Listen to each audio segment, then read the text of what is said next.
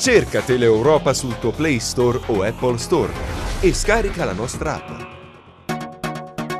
La pagina del lavoro dunque è in apertura, la buona notizia è che diminuisce il lavoro irregolare, c'è però l'economia criminale che pesa oltre 5 miliardi di risorse non rilevate. Sono alcuni dei dati contenuti nel rapporto sul lavoro sommerso in Calabria.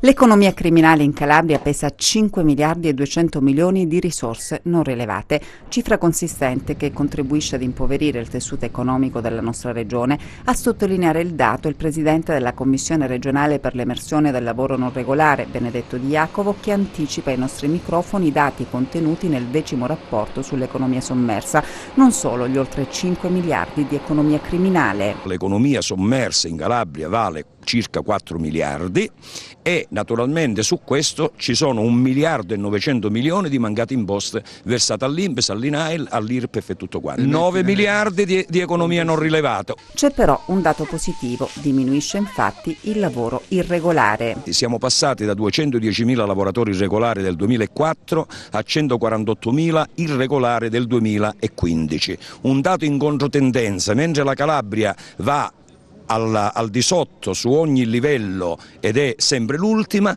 nell'azione del contrasto al sommerso è una delle prime regioni perché evidentemente le azioni di monitoraggio danno un risultato. Individuate inoltre le aree di rischio. L'area Lametina, l'area della Sibaritide e l'area che riguarda Gioia Tauro e la Piano di Rosarno, naturalmente per ciò che riguarda l'agricoltura e tutto il resto. Il lavoro nero e l'economia non regolare costituiscono, si sa, un indicatore di un utilizzo non efficiente dei fattori produttivi, di evasione fiscale e contributiva, di disagio economico e sociale. Un dato: ogni persona che emerge porta nelle casse della regione, dei comuni e delle province 1.300 euro di addizionali IRPEF, quindi se facciamo conto che siamo scesi da 210.000 a 148.000 si evidenzia che non solo fare contrasto all'emersione restituisce dignità alle persone e quindi crea legalità, ma porta anche risorse aggiuntive alla regione, alle province e ai comuni.